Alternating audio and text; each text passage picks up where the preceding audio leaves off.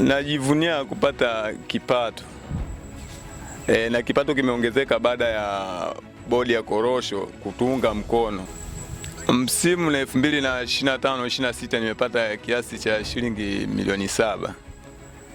Matumizi ya mwanzo ni naingia kwenye kusomesha kwanza kidato cha kwanza ni 2026 mtoto wangu wa kwanza. Na nimeandaa katofari kwa kuanza ujenzi. Shamba langu lina ekari 20 zisizopungua.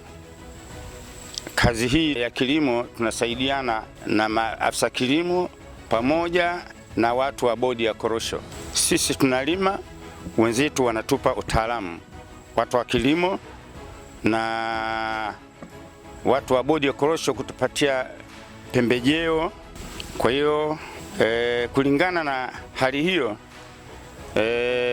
naweza kusema kwamba bodi ya korosho iendelee kuwepo na maafisa kilimo ili tuweze kuendelea vizuri katika zao letu la korosho. Bodi inatusaidia sana kuhusu pembejeo ya korosho na kutushauri afisa kilimo kuja kutushauri jinsi inavyoendelea ukuaji wa mikorosho na kupatikana korosho zile kwa wingi, uzalishaji kwa wingi sana.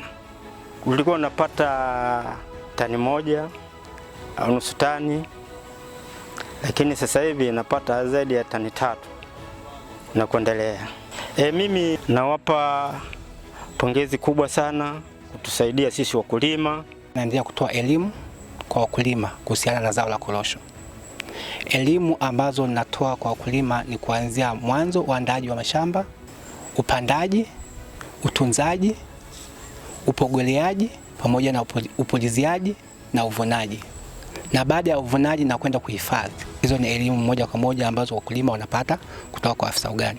Kwa sasa ambacho tunashukuru bodi ya korosho kwa kutuwezesha wakulima kuwapa pembejeo ambazo zinaweza kuwasaidia kupunguza gharama za kununua pembejeo, kwa sababu pembejeo zinazohitajika ni nyingi sana kwa mkulima. Katika kata yangu tuna jumla ya wakulima 1800, lakini pia tunashukuru kwa sasa hivi uzalishaji wa zao la korosho umeongezeka kwa kiasi kikubwa.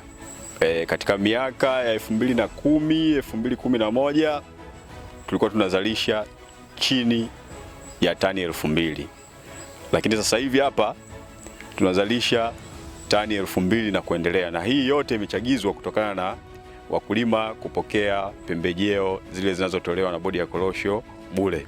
Jambo lingine katika eneo langu hili tumepokea maafisa ugani kutoka CBT, ni naye mmoja hapa.